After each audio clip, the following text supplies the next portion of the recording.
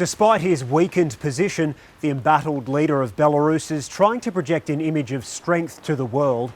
He sent troops to conduct drills near the border with Lithuania, a member of NATO, because Alexander Lukashenko claims he's the victim of a foreign plot.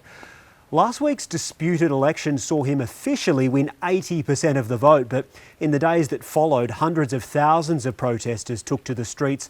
They were accusing him of rigging the election.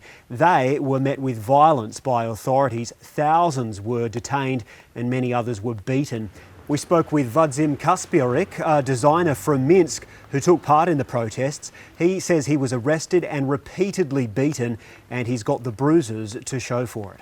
I was arrested and tortured, but not by policemen, but the special forces with hands, with legs, with sticks, and they do it until you will be on the ground.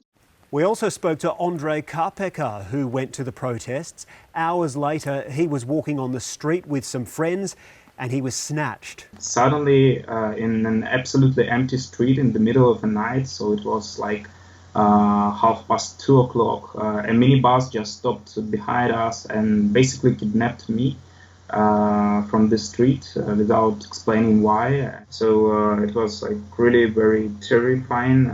And also we have heard they speaking that they will be glad to kill all of us, but they don't have this kind of permission. Now, EU leaders say there will be sanctions against anyone who rigged the election or anyone found to be responsible for the violence. German Chancellor Angela Merkel has called for all prisoners to be freed without conditions. At the moment, Alexander Lukashenko has the support of Vladimir Putin, but even the Kremlin has said it doesn't currently see a need for military intervention in Belarus. But with ongoing strikes and threats of more protests, Alexander Lukashenko's grip on power is as shaky as it's ever been.